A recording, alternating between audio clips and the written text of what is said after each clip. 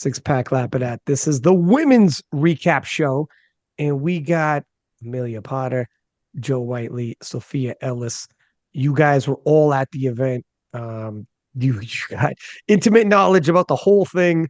You'll have a whole different perspective on it, and hopefully, you guys have had the chance to watch some of the live stream to rally it back.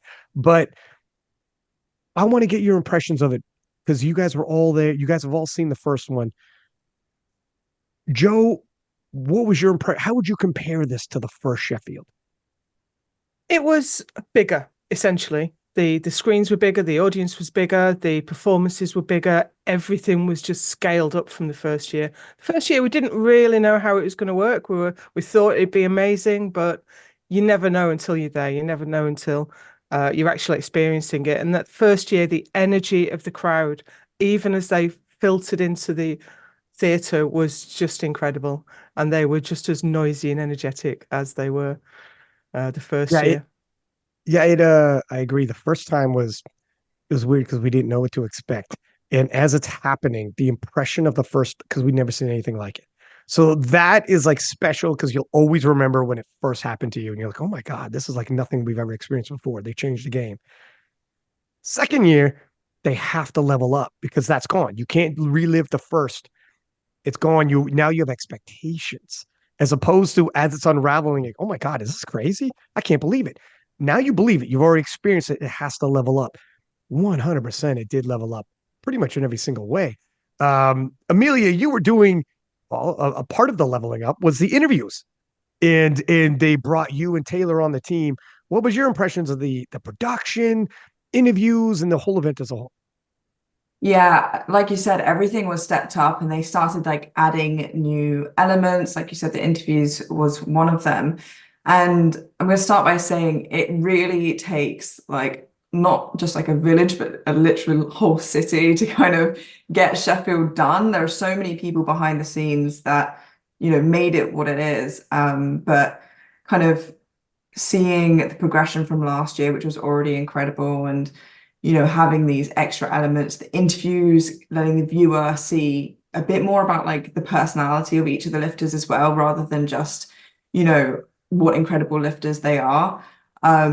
Yeah, it was magical and it was incredible to be a part of it this time. And being able to kind of still spectate. It was, electric. And for those watching the live stream is an excellent quality, but it's so hard to describe the energy and the atmosphere that's actually in that room.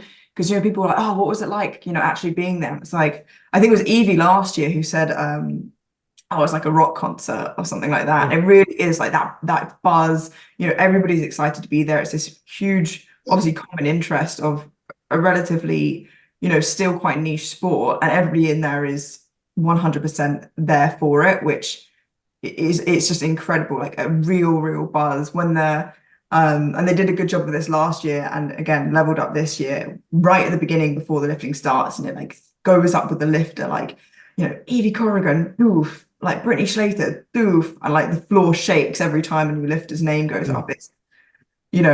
It was really electric, and you can tell that they've been thinking about Sheffield 2024 since Sheffield 2023. Next day, I probably think we all before. have. Yeah. Yeah. Yeah. I'm thinking about Sheffield 25 already. I'm thinking about I'm thinking about Sheffield 2030. Let's do this game.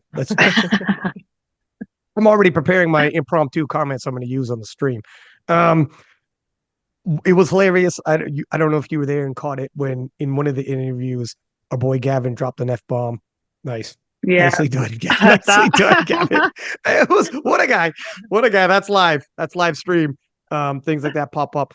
Also, I remember having a conversation with Gavin, and you were saying it's like a rock concert. And I'm like, Gavin, there are full-fledged rock bands that would die to have a venue like Sheffield, a crowd like Sheffield, to be on tour and have people fly in over 2,000, just sold out. We were sold out last year, by the way, to have that many people fly in and perform like this. Like these women and men are like rock stars now. Like the experience they have, 100%. The stream is fantastic, but like watching a rock concert, you can't describe what it's like to actually be there. You can watch a YouTube video of your favorite guitarist or whatever and be like, oh my God, that was magical. But imagine you're there live and they're like 10, 15 feet in front of you and they're doing that. You can't fully describe. And it happened again and it leveled up again. Sophia, what do you think? Yeah, like just what you were saying, that I actually went to a concert recently and there was more people at Sheffield than there was at Yeah. this concert. Yeah, and it's just like it's crazy when you compare it like that. Yeah, it was great to be again behind the scenes again this year, and it comparing it as like someone who's working behind like it all going on. It went so much smoother this time round. It was a lot less stress. We had way more hands, like way more people helping, which just made such a difference. Like the little things that kind of are happening last minute, just having those extra bodies make honestly a world difference instead of us like running up and down the stairs like chaotically. And I think like even from the athletes' perspective, they probably felt that as well, that it just ran a bit smoother. Obviously, looking at it as from an audience side, it probably went amazingly the same. But yeah, it made a big difference having those extra bodies. And like I managed to nip out the front just a few times. Managed to catch with Amelia, and it was insane. Like the people on their feet, people, it was, and even then watching the live stream, I watched it back, and even when Joe was like, I can't even see because everyone's on their feet, and you could just feel the energy even coming through the live stream, which was really great. And I'm sure like there's going to be more things and bigger things that are coming next year. But the scale of it is just like already insane, but you know that there can be so much more as well. So it's super exciting, and even just catching up with the athletes afterwards, like they absolutely loved it. And it's just such an experience for everybody. When everyone's watching, to your point, behind the curtain, how much work, how many teams, how many people are running around to get this beautiful production just to go off seamlessly. It appears seamlessly, and I mean, it was flowing, but there's so much organization running around, different teams and whatnot. And it definitely would, because we've never, as a sport, done anything like this before. So I'm sure the first one felt stressful as it's going, because we've never done this as a sport. So everybody's like, oh Yeah. my God. Now, at least when you've got a taste of it and you know what to expect, you're like, all right, it gets easier and easier, and you can start adding more and more elements. Talking to Pete Spence, and he was like, you want to grow, but you don't want to grow, add too much too quickly, because then you get caught in that trap. We're like, wow, we Mhm. spread ourselves too thin. And that's where our shoes drop. They're very careful, very, very, and the planning starts immediately for the next year. And they're making the proper steps, because you can be overly ambitious. And speaking about next year, what are you guys thinking about? I ran into Ben Banks at breakfast the next day. Breakfast. So it ended at night. And that night they said tickets available. By breakfast the next morning, Ben's like, hey, 20% sold. I'm like, what? I And think that then, might have been on the Monday, Ryan, because the tickets went on sale at 6 p.m. on the Sunday. okay, So that then it must was have been Sunday. Yeah, yeah. Then it overnight was night of the Sunday. banquet. Thank you. Yeah, it's night of the banquet then. Yeah. And then that week, 50% sold already. Same week, 50% sold. By the time we might sell out, I said this on the men's recap preview show from yesterday. I can't picture a UFC or boxing card where they have these cards and they sell. You will never sell out a UFC without saying who's fighting. There's just UFC coming to town. Say less. It sells out, and you don't even tell the roster. We might sell out Sheffield without even knowing the roster. Sheffield has become an event like that where it doesn't matter who's even there to compete. You know I they're want going to to be be the there. I want best to watch. lifters, right? It's going to be the best lifters. So, and And the experience. the key thing, I think, I looked at the ticket sales yesterday, and the good seats are going fast. So that front row on the first level, they're all gone. Most of that centre block, they're mostly gone. If you want a good seat, you're going to have to be fast, because Yeah. people have got in really early, and there's a little block on one corner that hangs over the stage where you can see the lifters coming out, and they're gone People have been really strategic in booking out blocks with their friends. So even though there are still quite a lot of tickets left, if you want to choose where you sit, you're going to have to do it now. Yeah. I mean, it's a call to action. Everybody's got to hurry. And it makes me wonder exactly where we're going to end up with Sheffield. When we're selling out this quickly, we're outgrowing this venue. We need to go bigger and bigger. Sheffield in 5 years, what are we talking about here? How many thousands of people will be at this live event?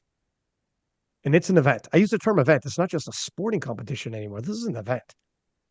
And how robust might it be in terms of athlete interaction, and what more might they add as the years go by? I don't know, but this is the beginning of something special. Yeah, if we And were to think about that in like a different context, you're saying it's selling out without knowing who the athletes are. If you think about something like a music festival or something like that, you always wait to see who the bands are. You always see who the artists are because you go to see specific music, specific people. But to show, it just shows how many people just want to see excellence, the sport at its best. And like Joe said, it's going to be the best 24 lifters in the world at that given time. And it just shows, that Sheffield is excellence, and there is that expectancy for it to be excellent. And I think they've continued to live up to that.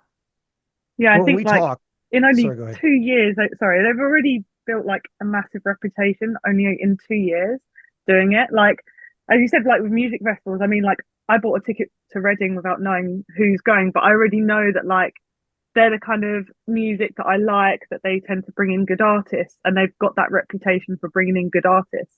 But that festival's been going for years and years and years.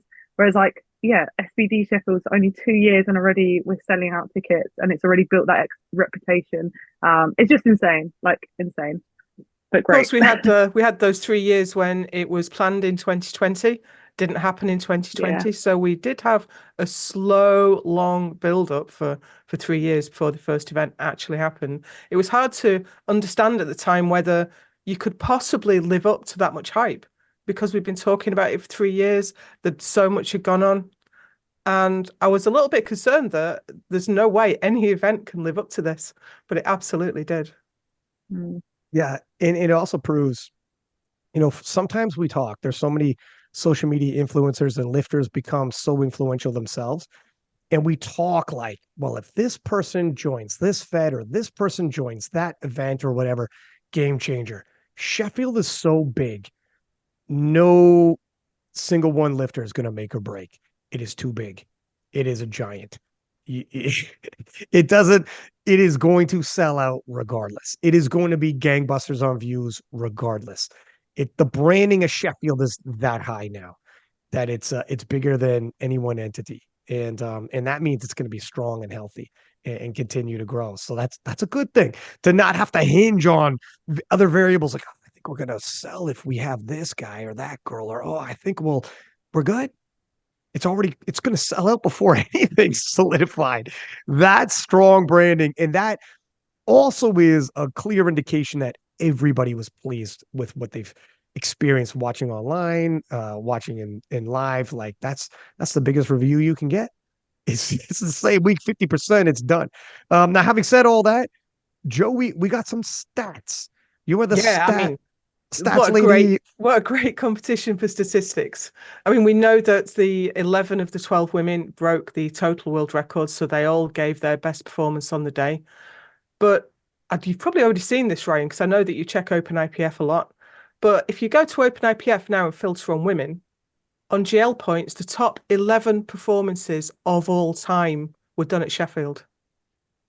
Now, how is that for great value? People that bought a ticket for Sheffield, they went there and they saw the 11 greatest performances. I mean, on GL points, so you can have a discussion about how much you value GL points. If you look at it on dots, it's the top 8 dots of all time in the IPF. And we get a bit of criticism in the IPF for being quite IPF centric, but it's hard to compare with all-time records when it's untested, it's in a monolift, it's knee wraps, it's on a squat bar, it's on a deadlift bar. It's so hard to compare across all those variables that really you know, it's kind of its own ecosystem. You know, we don't think that there's no other powerlifting out there, but to try and cross compare across those categories is really difficult. But in the IPF on GL points, the top 11 performances of all time. Not only that, the top squat, the biggest squats that we've ever seen in the IPF Classic. I think we had the third biggest bench, the third biggest deadlift, the biggest total that we've ever seen from a raw woman. That's some good value for the price of a Sheffield ticket. Yeah, no, I mean, I'm going to be a little biased here, but as the IPF goes, the sport's going right now. I mean, this is, and Sheffield's a massive part of it. Yeah, let's thanks for the stats, Joe. Let's get into it. Talking about Agata. Agata won Sheffield, lived up to the hype, tons of hype on Agata, probably the favorite to do so. Her total crossing 600 kilos as a 69 is crazy. When Carlina did this not long ago as a 76, that was huge. Now Agata's doing it as a 69. Joe, what did we learn about Agata Shitko and how special a talent she is at Sheffield? I think she finally manifested what we all knew was there. We knew how strong she was. We know how great her technique is, how great her focus is, how great her work ethic is. But she's been inconsistent. But she's young. She's young, and she's quite young in the sport as well. She did her first international in 21. I commentated on her at World Juniors in 21 as well. She went on to win in Stavanger, the World Open, and she's just been ascendant from there. But this is the first time she's ever really put it all together and done what she's capable of. Yeah, and in the 69 kilo class as well. Now, what I'm interested in is she said she's going to do World Classic in the 76s and she's going to do World Equipped in the 84s. Could she win 3 major IPF events in 3 different weight classes in 1 year? I mean, we're not even talking about a special talent at that point, aren't we? We're talking about the lifter of a generation that can. She's top of the IPF rankings Classic on GL points. She's top of the IPF rankings equipped on GL points, and that's not just amongst the women of any lifter that we've ever seen. I've run out of superlatives to talk about Agata Shitko. Well, question for you ladies. Let me open it up to the table. Agata obviously won Sheffield as a 69, but hasn't won a world title as a 69. She's 21 years old, for perspective. Would you encourage her to stay 69 for a world championship to grab a world title there? Or would you back up her initial, at least, response of, I want to move up to 76 and I want to battle Carlina because obviously they're very close. And she did 600 a weight class down. She feels as though there's a level of revenge she wants to take and some unfinished business. Let's hop around the table. Sophia, what direction would you tell her to go? Like, I understand why she wants to go 76 because I think she's got like unfinished business there with in terms of obviously missing out on body weight in South Africa to Jess. So and I can totally see her honestly like winning every weight class at this point. And whatever she puts her mind to, she'll probably go and do it. I was actually having a conversation with I think it was Amanda Lawrence after Sheffield about it, and we were saying how we actually think her being in the 69s gives her better leverages. You can just kind of see, like, especially with her deadlift, it just seems to look a little bit smoother as a 69. But if she can obviously carry this and into the 76s, who knows? I'd probably say like if I was her, I'd probably do it as a 69 and then jump into the 76s and just take every weight class that I could. So yeah, I mean, it's her world at the end of the day at this point, so she can choose what she wants to go to. Obviously, as a 76, like, yeah, it'll be nice if she stayed at 69s, but, I mean, no. It's a world games year. You don't need someone else on the podium. This is it. But no, I can fully see her, yeah, absolutely crushing the 76s. And to be honest, I'd also like to see it as well. I'd like to see her and Carlina go head to head. That would be pretty cool. So from my perspective, I think like either one she would absolutely crush anyway. But again, if she was to go in 76s, it'll be really interesting with the 69s to see that battle again with Leah and Carola, because it was very close even at Sheffield. And had Carola maybe done a slightly lower deadlift, and then it would have pushed Leah to have to pull even more. So yeah, I can't say which one I think she should go into, but I think whatever she does too, she'll absolutely crush it. You're gonna be in her DMs, be like, you look shredded, you look amazing, you move so well as a 69, the levers, everything. You're just piling it on. And she's like, I got you. All right, relax. Yeah, It's World Games here, I understand. Amelia, what are your thoughts? go 69. Sophia's like, good riddance. Stay down there.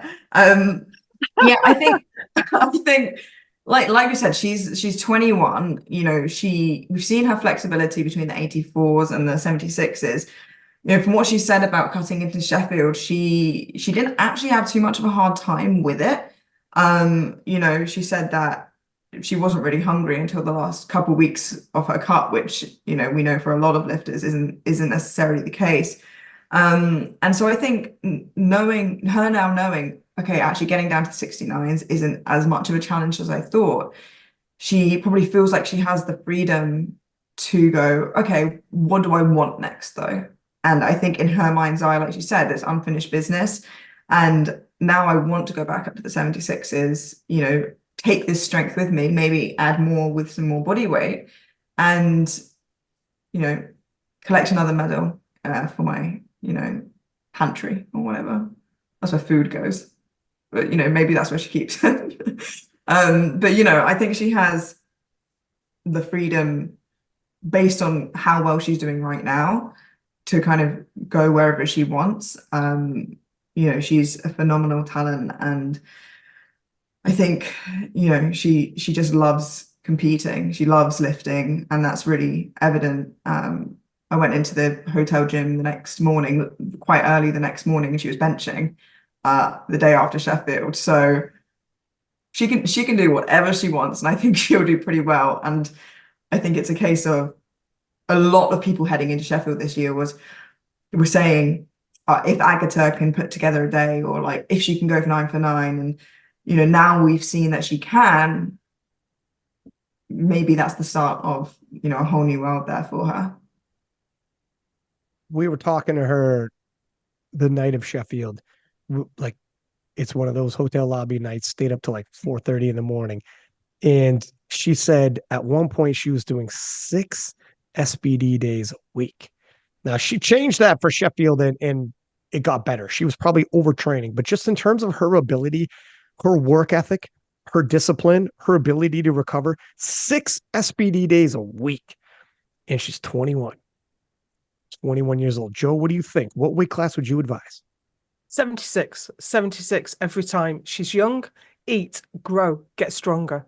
She's got so much potential to move a lot of weight that I understand that it's less competitive if you go down a weight class, but she is on a road to being one of the best lifters we've ever seen. And I think for that, you need to commit to it, commit to grow, get bigger. I know she's got big ambitions on the equipped side anyway, for the amount of weight that she wants to move. And she's going to need a little bit of weight on a frame to, e.g., squat 300 kilos equipped. So I think eat, grow, get bigger every time. But I'm a super heavyweight. So that's always going to be my advice. Jokingly, she actually said at some point she's going to give a go at 84 plus, just to see, just the whatever, see what happens. She'll probably take a bench world record. Let's not kid ourselves. It's crazy. She's already got 3 in 3 different weight classes. Yeah. I would say, if I was advising her, I would say hold on to 69 for a few more months, do the world championship, win the world title, because taking off the weight again is going to be difficult as she gets older. She's going to pack on more and more muscle mass. And I think as time goes, that door will just close and she'll never go back down. So if she can maintain now, it's the only opportunity to pick up that world title. Then next Sheffield, come in as a 76, almost like this Sheffield is a preview for Worlds for her. Next Sheffield, if she defeats Carlina head-to-head or whoever wins 76s, it'll be a preview. Okay, now I'm back at 76. Go for that world title. Then she's got two weight classes. Ladies, we haven't seen somebody win 3 titles in 3 weight classes in the Classic. that would set her up for all-time goatness, if that's a term, and possibly say, all right, now, because she's talked about moving back to 84, for real move to 84. Oh my gosh. But once she leaves 69, I don't think she's ever coming back because the muscle mass is at 21, it's going to continue to grow. However, I can be talked into either one of them. I can get greedy and want my Carlina showdown now. And if they said you're going to get Carlina versus her now at Worlds, I'm not upset with that. Obviously, Carlina did 610.5 and Agatha did 600 a weight class below. And Agatha, she's motivated and she wants showdowns. And I asked her, don't you want a world title? She's like, I want a clash. I want showdowns. I want revenge. She's a warrior. So let's move along to Leah Bavois. Amelia, Leah Bavois, 585. It's crazy because 585 is what Agatha and Jess were doing in 2022 with 76s. Now we have 69s hitting these kind of totals. Leah Bavois had an amazing performance. Total went sky high. Couldn't keep up with Agatha at 600. But what do you glean from that performance at 585? What does this mean for her, her legacy, her placement in the sport, and where do you think she should go? Yeah, I mean, she was predicted, I think, beforehand with about 103.4%, and she managed to get above 3% above that in her actual total on the day, above the record. She had a phenomenal day. She did say leading into it on her road to Sheffield, 540 won't be enough anymore. And, there was a lot of speculation of like, okay, how much more can you add to that?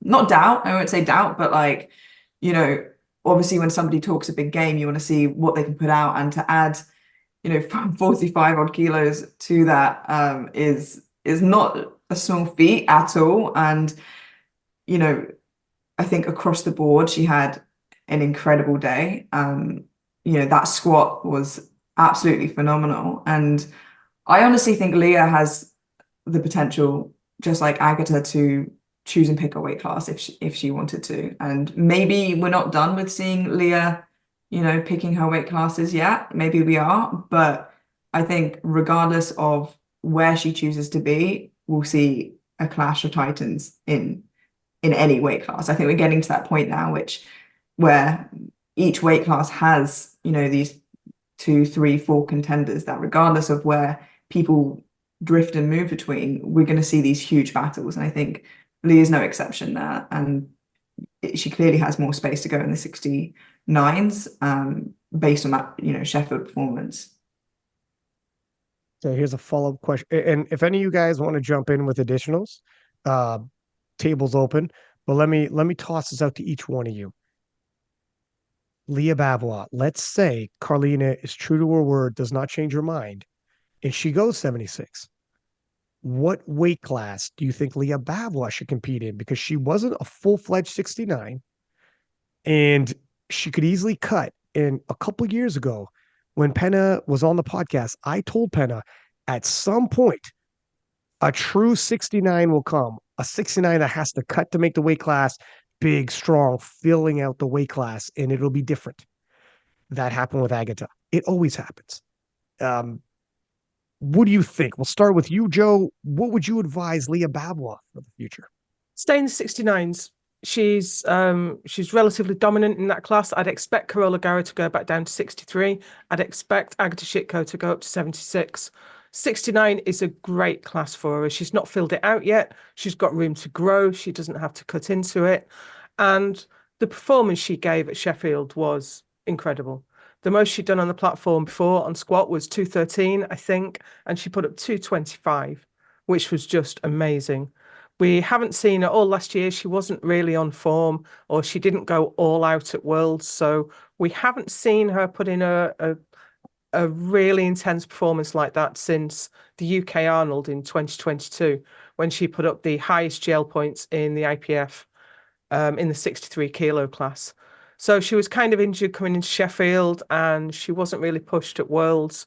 So I think this Sheffield was the first time we've really seen what she can do in that class. I kind of thought she might come in at about 220 on squat, but 225 was just awesome. really incredible. That 585 total was, we knew she'd put a lot on the total world record. We knew she put at least 30 kilos on it, but it was 40 kilos and more. Absolutely brilliant performance. But I'd say just keep doing what you're doing. It's going well. You're getting stronger. You've still got room to fill out the class. She was 66.4 in the 69s. So I think she's on the right trajectory. Sophia, what do you think? Yeah, I think the same. I think she should stay in the 69s. I just remember seeing her trying to make that cut in South Africa, and I don't want her personally to be in that place ever again. It was so sad to see, and like she is just absolutely crushing it in the 69s right now. She hasn't even filled out the 69s. Like she can like sit a little bit heavier. I mean, same as Carola, like sitting a little bit heavier, like just gradually and just keep doing what she's doing. Like already she put what 40 kilos on her total. It's just insane. I think she should for sure stay there. And actually, I think Carola should probably stay in the 69s as well. She's from seeing her now, like at the banquet, like she's definitely put on a lot more muscle mass. And when you do that, it's harder to lose that body weight. And I think she's pretty happy staying in the 69s as well. So it'll be interesting to see, as I said, that battle come again. So Yeah, we'll put a pin in Corolla. We're going to talk about her in a sec, but I will tell you this. I also saw her at banquet, talked to her, and she said she thinks she's staying 69. In case Oh, you guys are wondering, we'll see how she, again, things could change as time passes. But as of the banquet, she was like, I think I'm going 69. Amelia, what is your suggestion for Leah? I do sit on the side of the fence that Joe and Sophia are speaking from, in that what a performance she put up at Sheffield. You know, not just like just the squat, the bench, the deadlift, all of it has progressed. And I think, you know, she's already sitting light, which does obviously mean she has the opportunity sat at kind of 66, halfway in between, to cut down a bit and go to 63s, or try and just eat into the 69s. But based on the growth she's been able to have as a 69, you know, why not just keep pushing and see what her body can do, you know, in the 69s, keep eating, keep growing.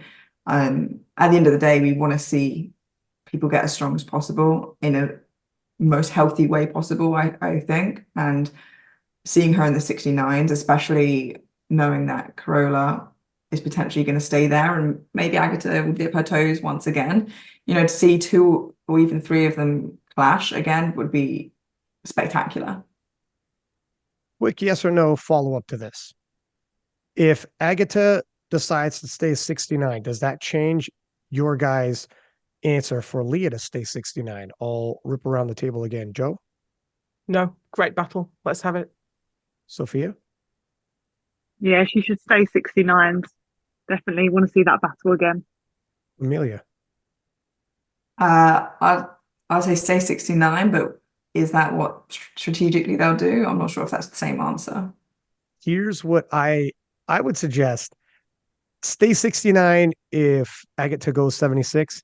And I would say cut if Agatha goes 69 to, I mean, it's the for sure pathway to Sheffield again.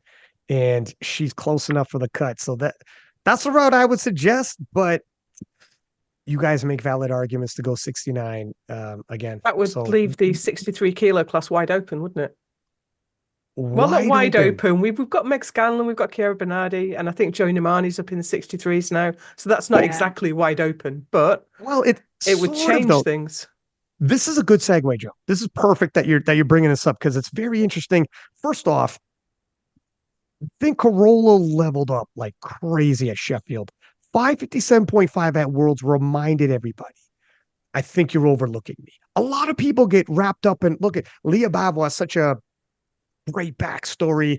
The poster girl for, or one of them for France, which is a rising nation, powerlifting in general. And she's extremely popular, one of the most talented lifters of our generation, two-time world champion. So you kind of get lost in the mix when you're her rival. Carola Gara returned to the classic worlds and reminded everybody, I'm neck and neck with her. You guys are talking about it like it's her then me, and it's her and me. It's that's the way it actually is. And Sheffield reinforced that. Now, I think if Gara goes 63, Leah goes 69, I think Gara is the queen of the 63s, and it'd be very difficult for any of these individuals to unseat her. But Gara going 63, I think that does open it up. It'd be difficult for me to envision one of those ladies beating Gara unless Leah goes 63. But if Gara goes 69, oh my goodness, that's the 63s open wide open. Sophia, what do you think this does for Gara's legacy? How she's respected within the community, having this back-to-back performances from Worlds and now Sheffield. Worlds is a 63 and now Sheffield is a 69. Do you think it holds form, improves her reputation, improves her legacy? How do you think it goes? Oh yeah, definitely. I think like especially with Carola, where she's not as big on social media either. I think it's been even more exciting because we haven't been seeing like the heavy singles, the heavy doubles, or anything. And it just shows like how versatile she is within powerlifting. I mean, she's an amazing equipped lifter as well. And to go from dominating the 63s and now coming in and being neck and neck with Leah and Agatha in the 69s and not even filling the 69s out, it's just insane. And I was speaking with her coach, Antonio, and he was saying how like, yeah, they're pretty certain on like staying with the 69s for the time being, which is, I think, really exciting because we have seen how much she's already put on her lifts and she's now injury free as well. Whereas cutting into the 63s meant that she was really open to injury. I don't know if many people noticed, but she actually used to be a sumo puller. And at Sheffield, she pulled conventional. And this was due to, I believe it was like a hamstring tear that she did at Arnold's. She did it at the Arnold's, yeah, her last deadlift, yeah. Yeah, and so having that extra weight gain has definitely like helped in terms of managing the injuries better. And you could probably say the same for Leah as well. Like her cutting down to 63s will probably mean that she'll end up being way more open to injuries. I know she had issues with her back previously. So I think even just from like a health perspective, just staying in the 69 is going to be really good for her. And she's going to continue that legacy for sure. Like she is one of these lifters who just keeps coming back. She's been doing the sport for a long time now, like a pretty long time now. And she's just so focused and so good at what she does. I know that she's really big in Italy as well. Like everyone, like her club are just so supportive of her. And yeah, I think it will be, I'm just really excited to see where she goes from here, to be honest. One thing to consider as well when we're thinking about weight classes is at World Games, which is going to have Raw for the first time, the weight classes are compressed. So there's the lightweight class is 47.52, the medium weight class is 57.63, heavyweight 69.76, and then the super heavyweight is the 84s in with the 84 plus. So the class they do at Worlds will determine the class they are in at World Games. So that's an additional consideration that we haven't had before in Classic. Very true. Yeah, I think it's, and then on your way to Sheffield, you can pick. You don't have to stay in the weight class you're in at Worlds. So you have a little bit of wiggle room, whereas World Games you do not. And yeah, it's very interesting. Let me ask you guys, this is a round table question for all you guys. So we'll swing around the table on this. I got the Shitco world champion in equipment, broken bench world records in 3 different weight classes, 21 years old, just an absolute phenom, multiple time medalist at Worlds in the Open, and just won Sheffield. Carola Gara, world champion in the 63s, several times over. We all know what she's done in equipped as well as World Games. 582.5 as a 69. This is again as a total. 6 months ago, I would have thought that's a 76 kilo total. Now we're seeing it in 69. And she's a legend and probably a Hall of Famer.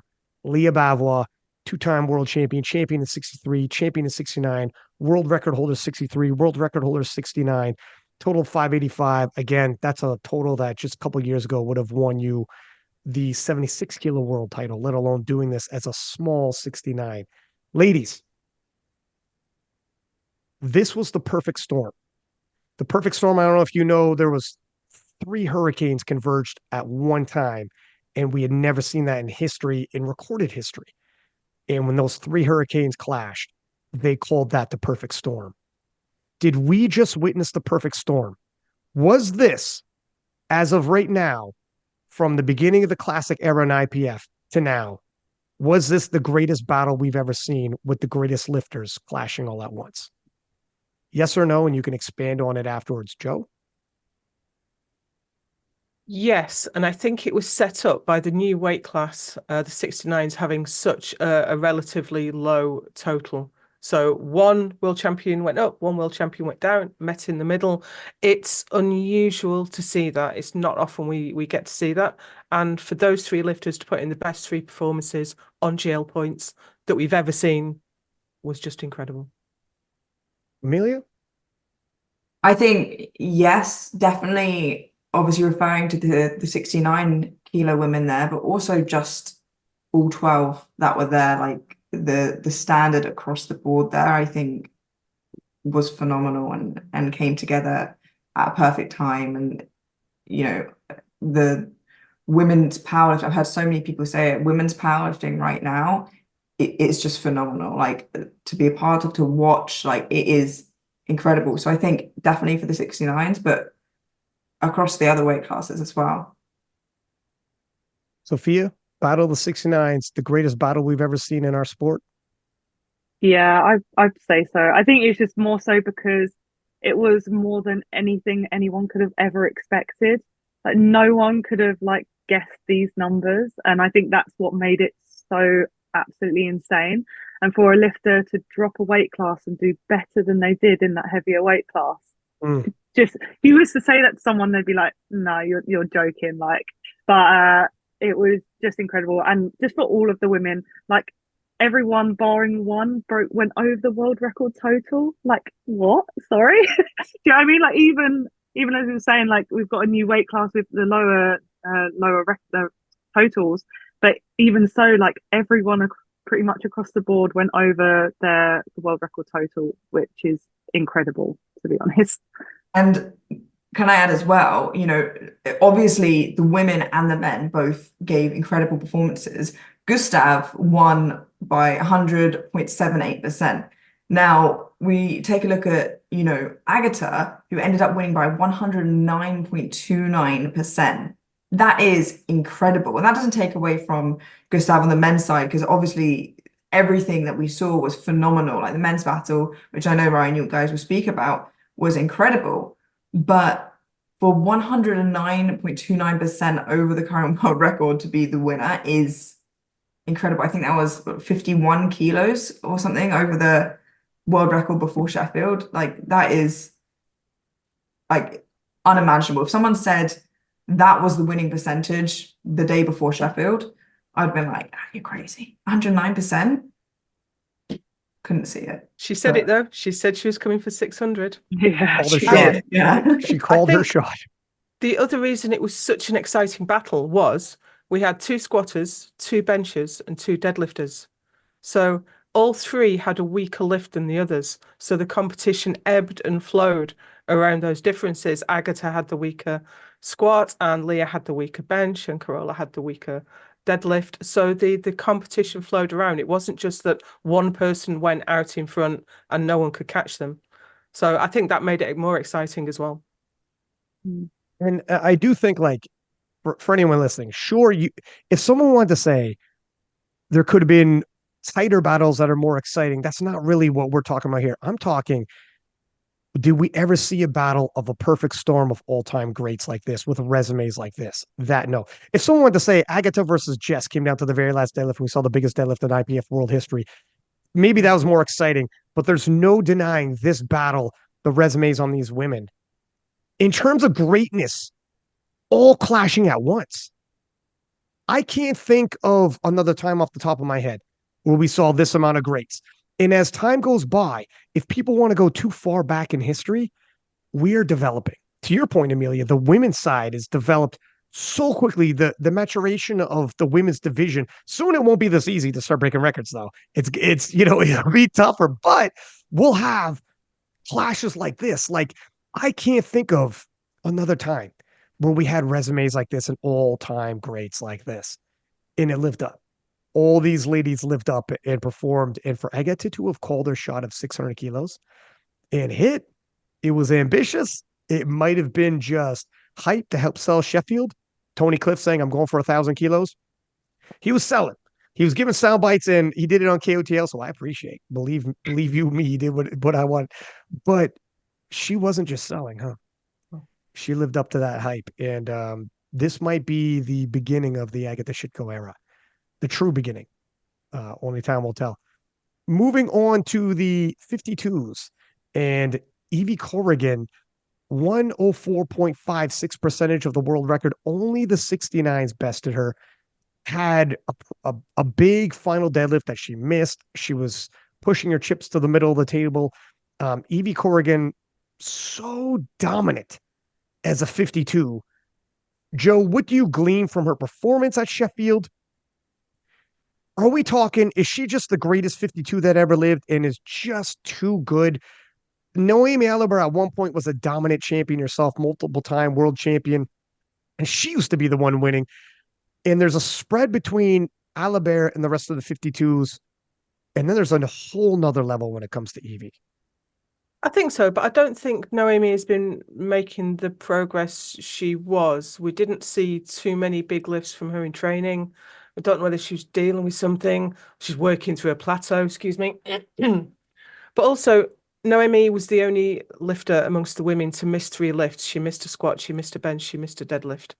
And in that kind of company, you just can't. And I understand that that happens when you're trying to stretch, you're trying to keep up. But I think she was the only one that missed 3 lifts. And we saw as the competition was running through with final deadlifts, people were moving from 10th to 5th. People were making enormous jumps with one lift. So one missed lift cost you a lot. Now, Evie, going in, we all talked about the 484 she did at New Zealand Nationals at a slightly higher body weight. She took all but 3 of those kilos back down to the 52s with her. And she traveled the world, she cut the weight, and she put in a phenomenal performance. And it is the best performance we've seen in that weight class before because she extended the total world record yet again. I really didn't expect her to pull out 208.5, if I'm honest. That was a bit of a shocker for me. I thought the deadlift world record was out of range. And of course, she went for an even bigger one after that to try and move herself onto the podium. But a phenomenal performance, honestly, and I don't think she's finished yet. She loaded up 216. I think she could have loaded up just 3 kilos and matched her previous total as a small 57 back home in New Zealand. She's not capped out. Now, having said that, she's so dominant at the 52s and sacrifices so much. She's extremely lean. She's been on the podcast talking about she wears baggy clothes. If she doesn't, people are looking at her like, oh my gosh, look how lean that lady is. She talks about how much discipline and motivation it takes to stay as a 52. On the flip side, what she's doing as a 52 is absolutely incredible. And she's setting a benchmark. It might be years before we see a 52 catch up to that. Would you say she's done all she needs to do and said all she needs to set as a 52? And would you like to see her go 57? Or would you say stay 52, see what you can do? Maybe you push it. Maybe you're the first 52 to hit the 500 kilo mark. Maybe there's more milestones to hit. See how far you can push it before you go 57 and see if the performances start tailoring off or plateauing. Because to Joe's point, it doesn't look like she's even close to plateauing. I'll throw this over to Sophia first. Yeah, I mean, I think she even knows that it's not sustainable to stay at 52 for much longer. Obviously, she said even to me recently that the cut is getting harder.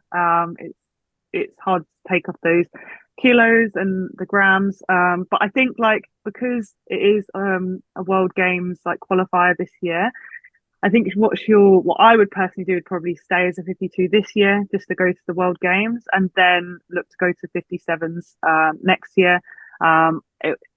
She's, as you say, already still making progress as a 52. Can you imagine what kind of progress she could be making if she had that little bit more weight on her? And she just probably enjoy life a little bit more as well, personally. So I think she should probably go to 57 probably soon, but because of the World Games, I think she probably should stay as a 52 this year, especially if What she's do you already think? near that weight because of Sheffield. What do you think, Amelia? I mean, yeah, I think obviously Evie's super lean and she's filled out with muscle. She actually woke up the morning, I was chatting to her the morning of Sheffield, and she was like, "Ugh, my morning plans are ruined. I woke up at weight. I don't need to take a hot bath. Like, I don't know what I'm gonna do all morning." So actually, I think the cut this time round went a little better to not like it didn't go to plan last, but she woke up at weight, so didn't have to do those kind of extra saunas and baths and things like that. Um, but you know, she still has kilos to grab, I think, in the 52s. She said that going into the last deadlift, they discussed before that to 215 would have been her very top end. But as you said, 216 would have pulled her onto the podium at that point. So she was like, well, I might as well just put that extra kilo on and see if I can do it. But I think, she knew that that was very much her top end, so it could have gone either way. I definitely agree with Sophia with it being a World Games year and her already being close to that weight, kind of staying around there and seeing and kind of fulfilling the potential she has in the 52s, because she keeps putting kilos in that total and she's doing a phenomenal job of it. Probably isn't sustainable forever, but I think right now, she's making history as a 52, and I think she can keep pushing that for a bit longer. Joe, what are you thinking? I think the World Games is a really relevant thing here because the way it works is I've already spoken about the compressed weight classes. So you have the 47s and 52s lifting together, and then they're scored on GL points. So you're going to want to be as lean as possible because it's not about total in the World Games. It's going to be on GL points within your doubled weight class. So 47s and 52s lifting together. I would stay in there because not because there's less competition. There are no classes now where there's no competition in the IPF, but she's got a better chance of a higher GL score. So I would one more time around hit Worlds again, hit Sheffield again, hit the World Games, and then go up to the 57s if she can I'm gonna sustain it that long. I'm gonna echo everything you guys said for all the reasons you guys said. World Games is right around the corner. She's still gaining at 52, and it doesn't look like she's plateaued. And hearing what Amelia said about the weight cut, if it's like that, okay, that's got me. If she woke up and it was hell, hot baths or sauna or whatever the protocol had to be, you got to ask some questions. But if she woke up and was like, I'm on weight, it's probably not super pleasant, but this is even 4 more months to Worlds is a very short period of time for the rest of your life to hit. She's making history. She's the greatest 52 we've ever seen. She's doing things that when Noemi Alibert, it was just Noemi Alibert. We thought Noemi Alibert was something else doing things we'd never seen. When Evie came down, we had to rewrite what we thought a 52 was capable of. And now, and only now, because Evie's there, 500 kilos isn't crazy to talk about. A little off. She's going to have to take some time. Maybe she hits it, maybe she doesn't. But it's in the conversation now. She's already in the 480s. And she went Hail Mary on her last deadlift to get a podium. If she's just adding kilos, we could have seen what 45. We're not that far off.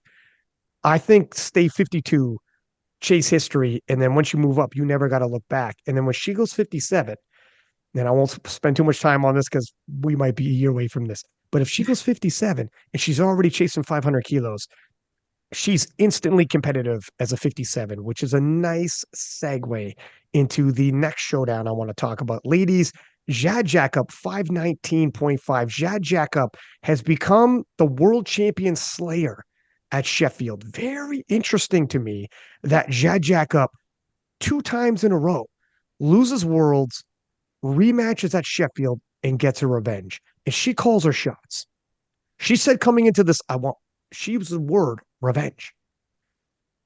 I'm not sure, and I'm going to throw this to you, Amelia.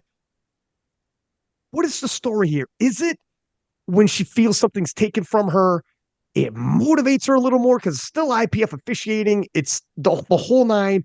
What do you think it is that when it comes to the world championship, she falters, comes to Sheffield, And that motivation for revenge for her, she just finds another gear and looks sensational at Sheffield and against phenomenal opposition. Look, Natalie Richards was world's best lifter.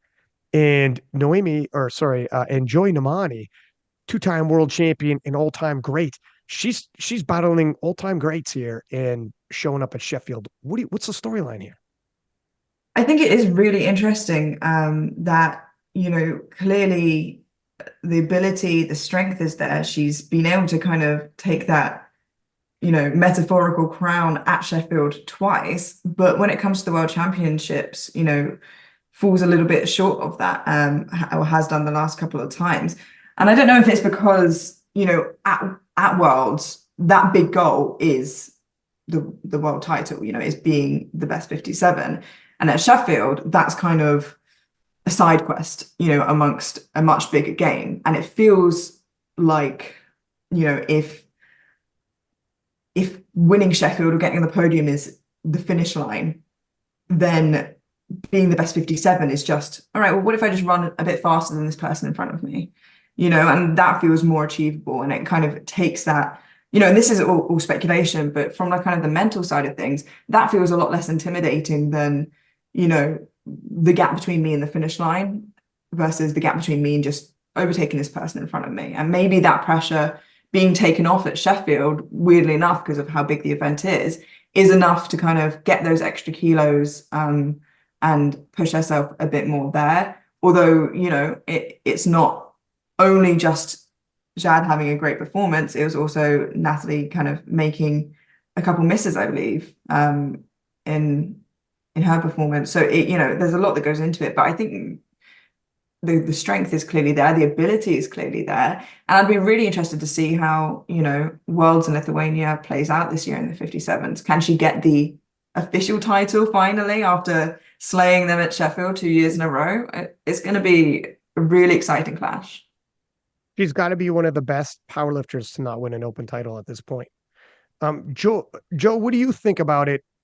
It could be various factors. Mental, it could be is it handling? The handling's different. Stanley handled her at Sheffield. Yeah, he did. But if we can go back to Sun City, where she missed out to Joy Namani, she actually, with her last pull, she got herself onto the top step of the podium. She forced Joy Namani to pull her second deadlift world record of the day to beat her on body weight. Or was it by half a kilo? I'm not sure. But I don't think that's a failure of her performance. She performed at an incredible level, but she was up against Joy Namani, and you can't bet against Joy Namani in her deadlift. But she forced Joy Namani to pull 2 deadlift world records. Now, in Malta, the situation was slightly different. She missed a bench, and she was a little bit on the back foot. Natalie was having a great day and making everything look easy. She was 1 bench down. Now, they did make a mistake in the attempt they put in, but she didn't pull it anyway. She didn't have it on the day. I can't quite, was it 232.5 maybe? So I think she's gone toe to toe with phenomenal athletes who are at the top of their game. So I don't think that it's that she's underperformed at Worlds so much as she's operating in such a heightened, rarefied level of elite lifters that she's putting in incredible performances and just missing. But not, it's Sun City. Joy was slightly better. It wasn't that she didn't do very well. She's a phenomenal lifter. And as you say, I think she is the best female IPF athlete out there who is yet to win a world title. And I think it's coming because she'd improved. Her squat was bigger. She'd not done more than 182 on the international stage before then. She'd done more in local meets. So her squat's gone up, her bench has gone up, and the deadlift, she's sneaked a little bit more on that deadlift as well. And of course, Natalie missed a couple of lifts, as Amelia said. Otherwise, the situation may have been a bit different. Sophia, what do you think in terms of Natalie's performance in the battle we saw at Sheffield? Like Natalie, yeah, she really came. Like you could see that she was coming in strong already. Like even through her training, looked really great. Her squats were looking really strong throughout. As you said, she did miss a couple lifts, but it was only like from her last deadlift. Like it looked like it was just grip at the top. To be honest, like she did all the hard work and then it just kind of like popped out of her hands, which was a shame. And that would have obviously really forced Jard to push her deadlift. So I think we're going to see a really close battle at Worlds again. Natalie's probably going to be really working on her grip now from that top of the deadlift. It's going to be neck and neck, and even like going back to Jard, like she even looked like a bit more composed this time compared to her last Sheffield as well. I think she's really grown as a lifter. She's still very young, and all this experience is really helping her. And Natalie has come in, obviously, first Worlds, and she won, which is just like come out of nowhere, and it was really insane. And she's already quite experienced, quite composed, and she's looking hella strong at the moment. So if she can go that 9 for 9 at Worlds, her and Jard are just going to keep pushing each other. So yeah, it's going to be pretty cool to watch. Jard ended up 519.5. Natalie missed her last deadlift, jumped from 220 to 230. Natalie ended up with 516.5. That would have gave her 10 kilos to 526.5. That's it. She would have probably closed the door on Jard had she hit that. And we've seen in training, she hit 227.5. So 230 probably might have been in reason on certain days. So this rivalry is far from over. I think so, because Jad had 236.5 lined up for her final deadlift before Natalie missed, and I don't think she would have done it. So I think, as you say, it all hung on that miss of Natalie's. I misspoke before, she only missed one lift, not a couple. It's this one. Yeah. Yeah, even like her second deadlift, like it moved like she had another 10 kilos there. Right. So I can totally see why they put in like 230. It looked like she was good for it as well. So looking at her second, it moved really fast. As I said, I think it was just the lockout where it just popped out of her hands. Like she's obviously got the strength there. And to be honest, if her grip is there on the day, she's probably got a little bit more as well, seeing how that third one moved. So it's going to be a really exciting battle between the two of them for sure. I know I was talking to Matt Gary afterwards. Matt Gary's handling Natalie, and Matt was like, he's beating himself up about it. And it's like, look at it's 2020 hindsight, Matt. Did they need that much? Could they have done less? And she didn't need that total to defeat Jad? Maybe, maybe not. But if you took off some kilos and Jad came back around, because Jad was having a phenomenal day, and Jad came back around you and outpulled you, you would have said the exact same thing. Like, Natalie pulled 227.5. She probably had 230. I should have loaded 230. It's a damned if you do, damned if you don't. But Matt is going to be tough on himself, just like he's tough on everybody when it comes to handling it. He's always going to double back and double check on things in his own mentally. But quick question, round table. Who, as of right now, is the number 157 in the world? I'll toss this to you, Joe, first. Jad for sure. She's got the highest jail points and the highest total. So it's in Amelia. her courts. Yeah. Amelia? I was hoping you'd go to Sophia. Oh, it really is. I'll just forget I'm here. It really is close. And I think we have to acknowledge like how easy that world record squat was for Natalie, and the fact that, it wasn't a strength issue on deadlift. Jad is, an incredible force. Gun to my head, I might say Natalie right now. You could make the argument where, like, pick a couple kilos off that last deadlift, and I think Natalie could have won. And you could make that argument. They're so close. There is no right and wrong in this, let's be honest. Having said that, Sophia, what do you think? I mean, like Joy Namani set the bar really high in the 57s, and for me, like she'll always be like an absolute goat. The British bias. Here we are. Hello. Not the Brits. But I definitely right now like Jard. I think she's got she's the strongest right now. That's not to say that Natalie isn't going to come in and overtake her with that. But I think we can just see the fire in Jade right now, and she wants that so bad.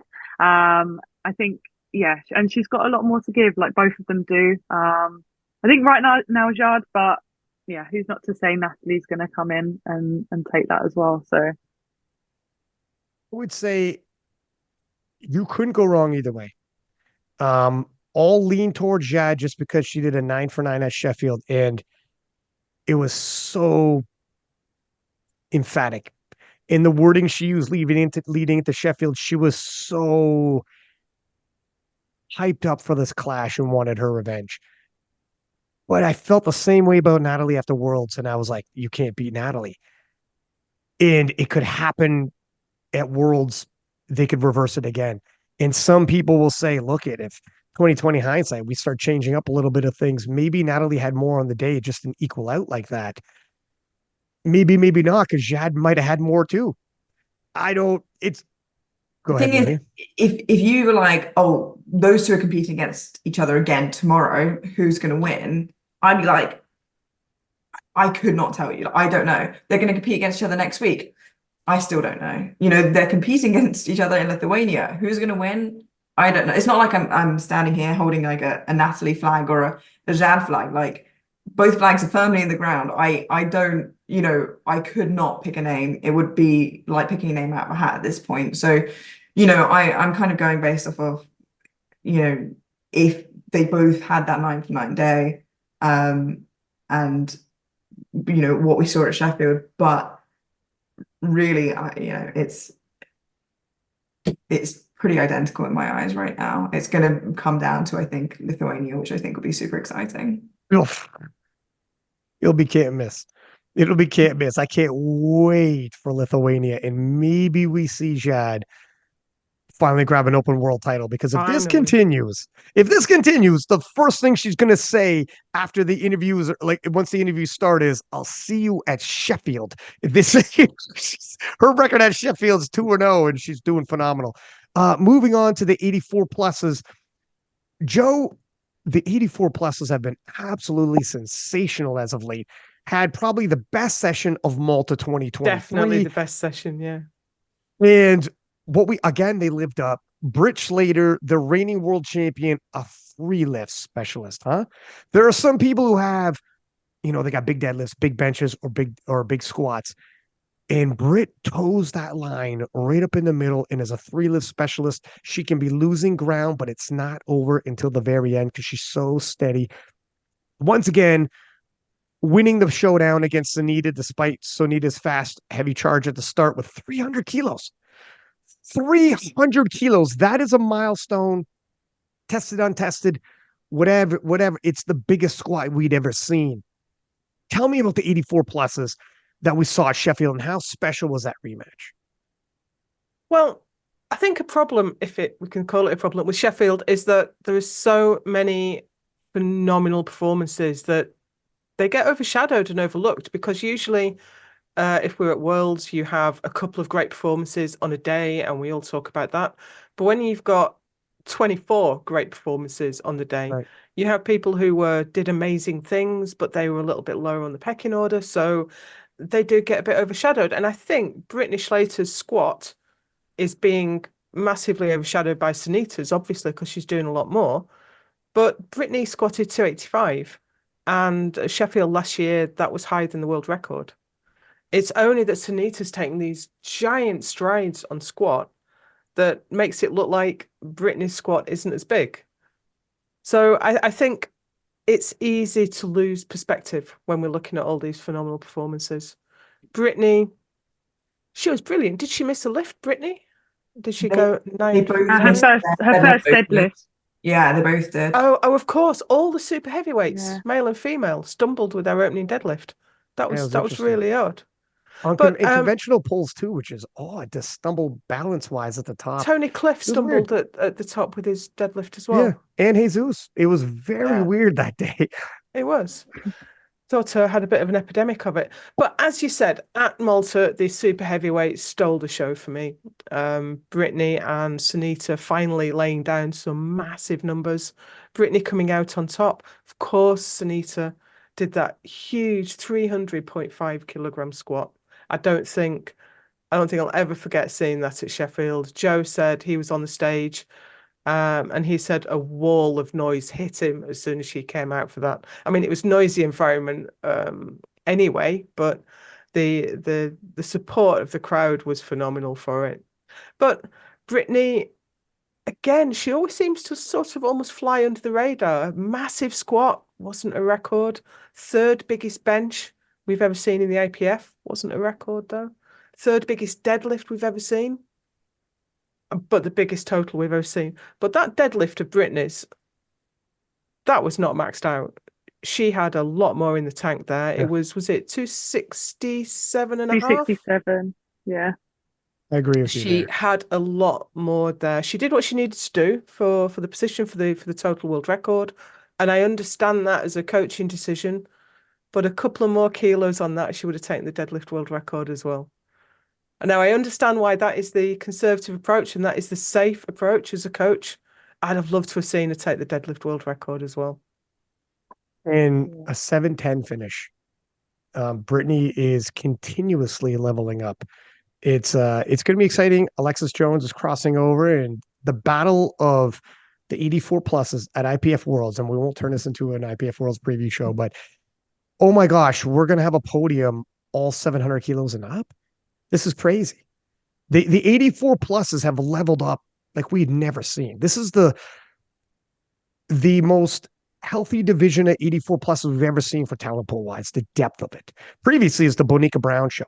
You show up and who's coming in second. And there's no better way to kill off sport where you show up to a basketball game and everybody's leaving by the fourth quarter because you already know who's going to win. I'm using basketball term with a bunch of Brits. I should chose a different sport. But you get what I'm saying, where you need showdowns in sports where you don't know who's going to win. And you're like, I don't know, flip of a coin right down to the very end. And the 84 plus is having that now has increased the popularity of this division like no other. And we have new entrants coming and new boundaries being pushed. I don't know what's going to happen. It's exciting stuff. But yeah, Brittany Schlater, once again, and obviously I'm Canadian and yay, Team Canada. We got one. We got one with Brit, so I was happy. And quick question here for the 300 kilos, ladies, just for milestones that cross. We all remember Ray Williams. This is the roundtable question, so I'll throw it to all of you. We all know Ray Williams when he squatted 1,000 pounds. What that meant, it was all over the places on ESPN. In terms of, on the women's side, a woman squatting and crossing over the 300 kilo mark, where does that rank as single feats of strength? Ray Williams crossed that 1,000-pound mark, and everybody was talking about it, and everyone remembers this. 300 kilos seemed absolutely unfathomable. Tested knee sleeves. 300 kilos. Where does that rank in terms of milestones being hit? Sophia, you want to go? You're a deadlift queen. The fact that she's squatting more than some of the men, it just says a lot, I think. And also what's kind of crazy is she came up to me afterwards and was like, I was actually hoping for more. They were I was actually disappointed. planning. Yeah,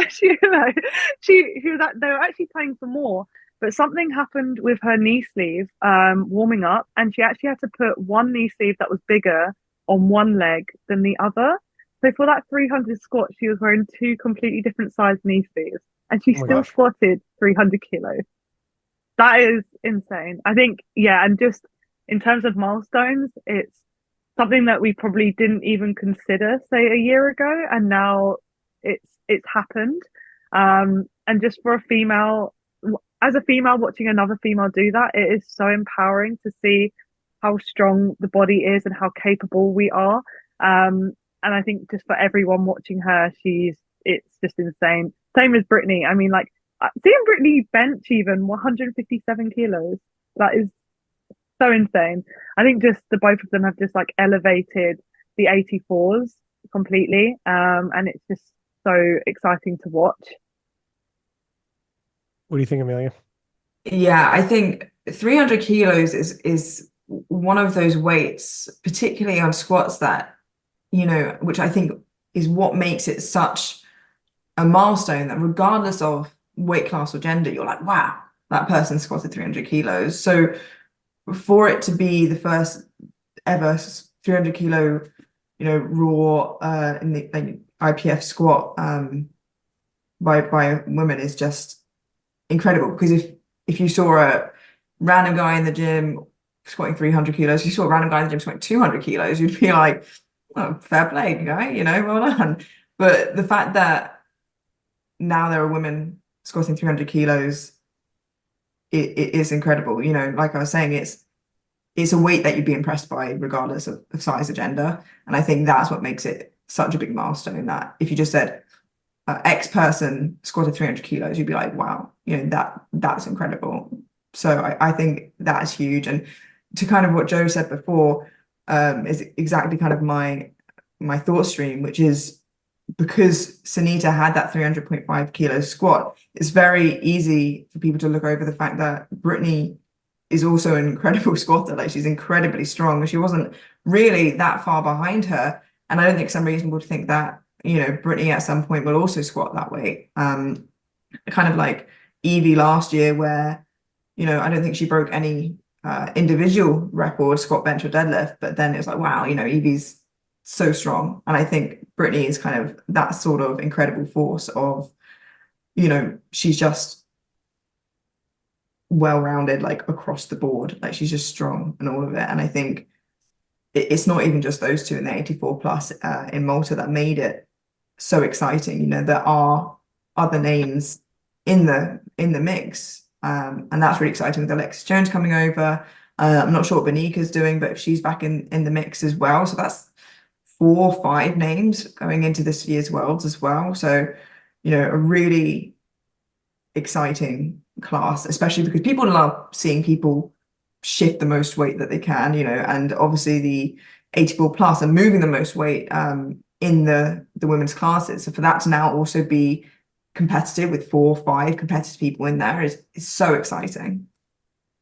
And we have Natalie Lalai as well, of course, who was the biggest deadlifter that we have. She'll go 600 plus if you like milestones. But I think it's worth saying, like we've been saying, that Brittany's squat was a little bit overshadowed by Sunita's, and of course Sunita's squat was incredible. It's the All Federation squat world record in knee sleeves. 4 women have done more in knee wraps, only 4. Knee wraps, monolift, untested.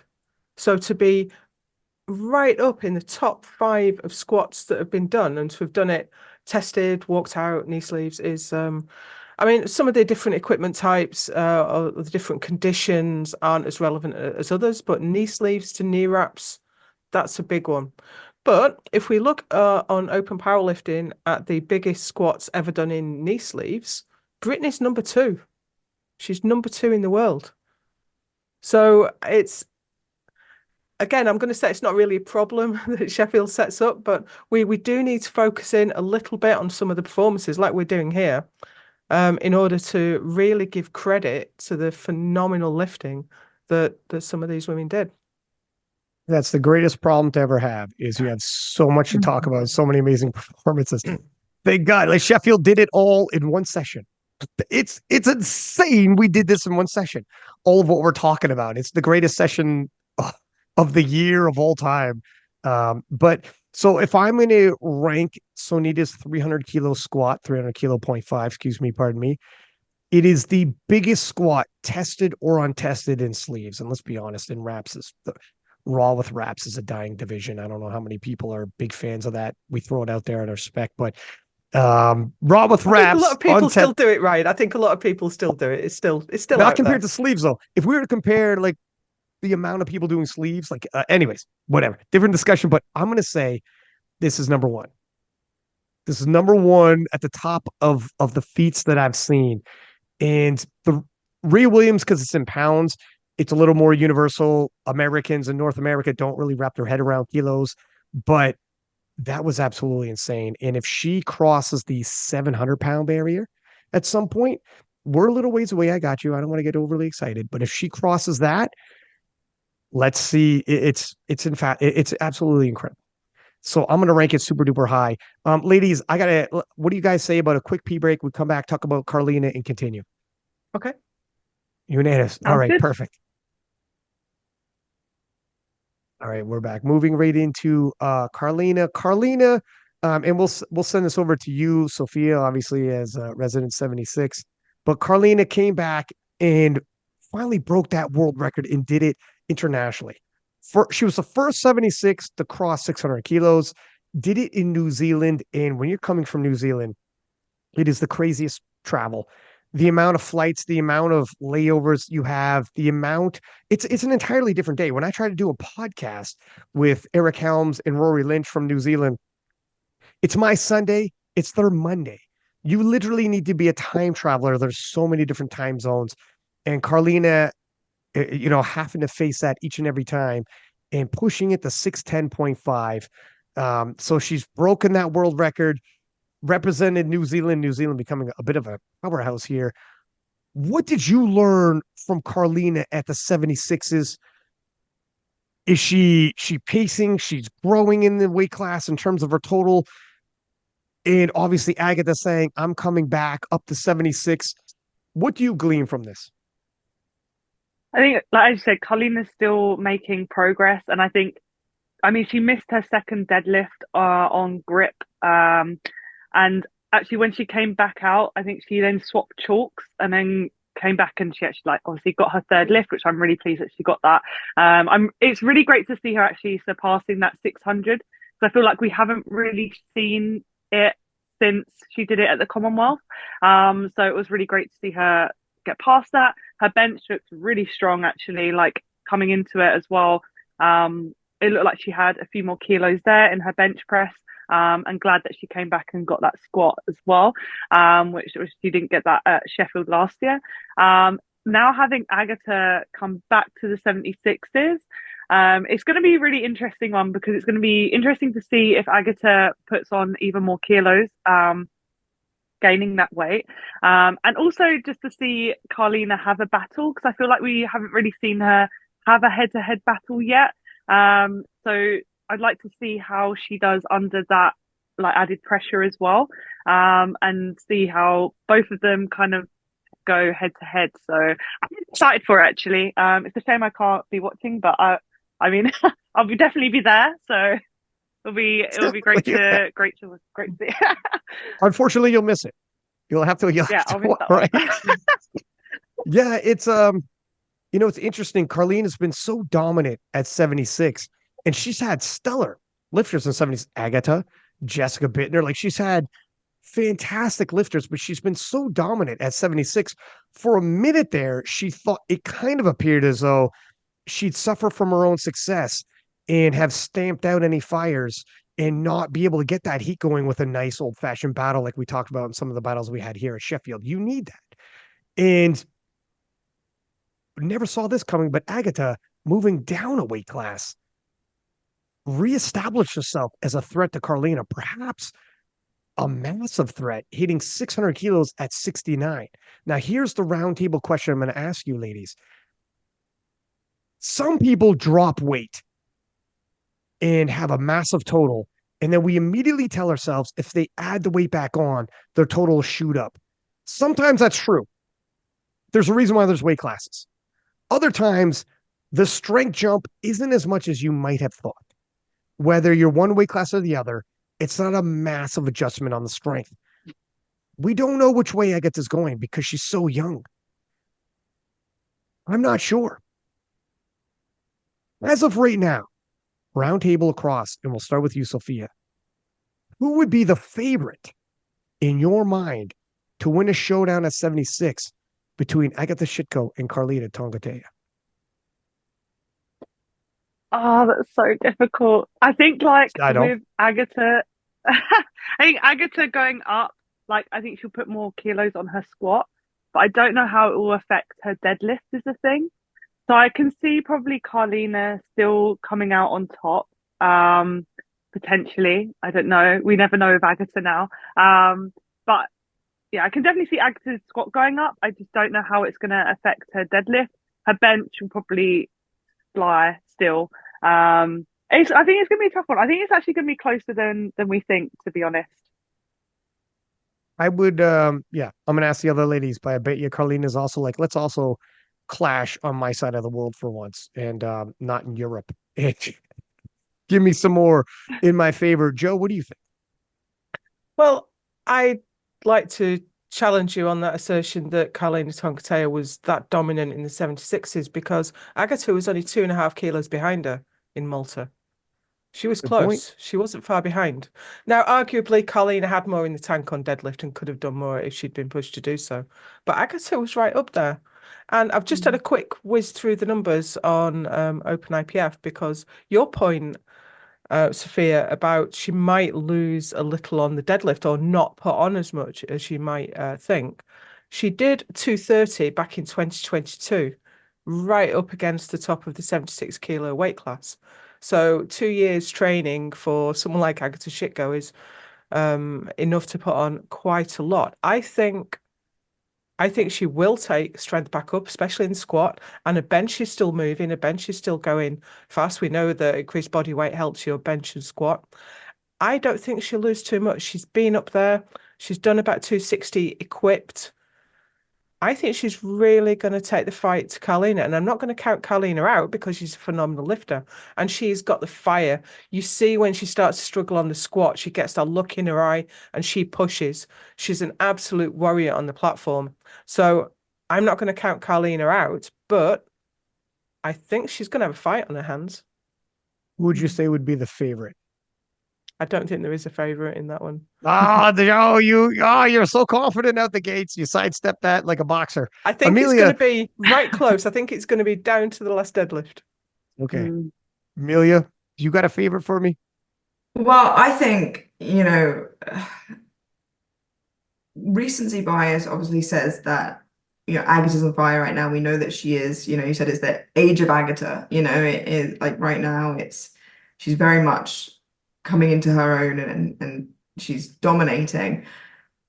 It's also important to remember that I don't think, at least for a while, we've seen her go 9 for 9 as a 76. Like that amazing performance at Sheffield was the first time we've seen her in, I can't even think when, pulled together a 9 for 9 day. It was the first one. Yeah, I thought so. Yeah. So like Joe said, it's the first time she's pulled together a 9 for 9 day. Now, if there is even, like Sophia was saying, any sort of discrepancy in going up and maybe that affecting a lift or not, and she has a potential to miss a lift, that really opens up a lot of kilos for Carlina or for anyone else, that she's competing against. So in terms of if she goes up and has her second ever 9 for 9 day, I think she very much right now has the chance to be the front runner by a kilo by body weight. Like Joe said, it's not going to be a huge gap between them. So I think if she can pull together a 9 for 9 day again, which she can now, but you look at her kind of track record, it's not a frequent thing. Then I think right now it will come down to it, and maybe she'll just hit the post there. But that's not counting Carlina out because Carlina's very strong, still growing, and a very, very consistent lifter as well.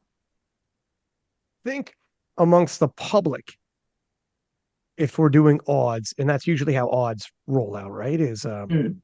I think Agatha, based off the momentum of Sheffield and the talk of Sheffield and just the belief in her, would be the favorite. And if you look at the fact that she's 10 years younger than Carlina, she's 21. She's a junior, going to stay a junior. Like I think her rate of adaptation and the sky's the limit for her right now. The one thing that Carlina has though is in this battle, which it would be super tight regardless, and they're both all-star lifters. Carlina will lift last. She will be able to load up what she needs for the win, and that's big. That's always big. She'll have the last laugh. Can Agatha push her beyond where she misses? Maybe. We've seen that happen as well. I think Agatha would be the favorite based off of the momentum of Sheffield, and that momentum is just huge. And based off the intangibles, like she's 21 years old. So what you could do in 3 months at 21 and what you could do at 3 months at 31 is different, I think. And I think if anyone's closer to their peak and plateauing, it'd be Carlina. Not saying she's plateaued, but closer to. I think that's undeniable. I think Agatha, we all agree, God knows where she'll be in 5 years. And that's probably when she's peaking. So eventually Agatha will surpass. I think she's too close. Will she surpass as close enough to this world's? I don't know. I think she's the favorite though. Good discussion, ladies. I'm excited. The 76 kilo class will be super stacked if she moves up, and then we get the 69s with Corolla and Leah. Conceivably, we'll have to see. Moving on to Turbo Tiff. And Joe, Turbo Tiff broke the world record yet again. Looks super dominant in this weight class. Her total is now entered into the 430s, far ahead of most of the other 47s. Or what are we looking at here? A couple things. What do you take from her performance? Is she so far ahead of the other 47s? Everything's been said that can be said. She's the greatest 47 of all time. Nobody in history would have come close to her. What are you doing?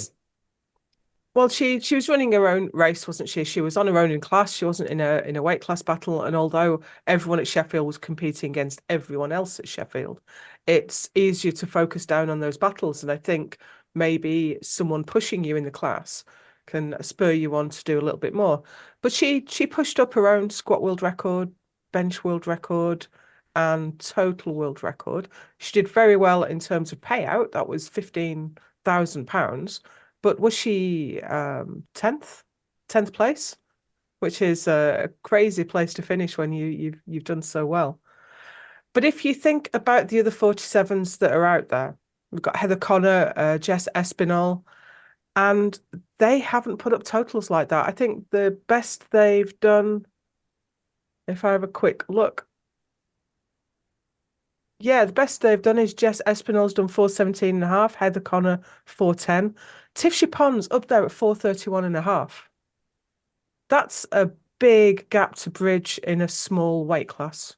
It's harder for the smaller weight classes to push on lots of kilos, and it's hard to see who's going to challenge her, really. I agree. And for a while there, it was, Heather Connor, who was the greatest 47 of all time, and we had that. Then Tiffany just asserted herself so dominantly. Then there's hype on Jessica Espinal, who's a fantastic lifter coming out of the US, but 417.5, kind of close, but 430 to your point when you're 47, that's a pretty good spread. Let's be honest, that's a pretty good spread. Now Jess is young and can progress, but Turbo Tiff is young. She's winning titles as a junior and she's also progressing. She's starting to become a victim of her own success, not only with the Sheffield format, but just period at Worlds. It'll be tight. We need to see some big jumps from the rest of the 47s to threaten her to really feel like she's back into the showdowns. Now, having said that, whereas previously it was Heather and then the rest of the division, now it's Turbo Tiff and the rest of the division, but it's tight to get onto that podium. Canada's Aurélie, obviously at Worlds, went back into the warm-up room and pulled what she would have needed to hit it onto the podium. She's not going to do that again. She's also a junior. A lot of these ladies are juniors. A lot of these ladies are young and developing really quickly in the 47 kilo class as long as they stay in the 47s. It'll be interesting to see where Tiffany ends up going. Will she eventually go 52? If Evie moves up, and we all agreed Evie is eventually going to move up, Turbo Tiff at 430, and Noemi Alaber, if she's in the 440s and she can go 450s, I don't know. I don't know what ends up happening, or if Turbo Tiff's like, look, thank you very much. I think 47 is good for me. She does cut into the class as well, doesn't she? She doesn't sit naturally close to it. She used to understand moving up. Yeah. Yeah, like, weightlifting obviously puts on muscle mass, and she's getting more and more muscular, and I don't know, but it's a big jump. 47, like 5 kilos at that body weight is not small.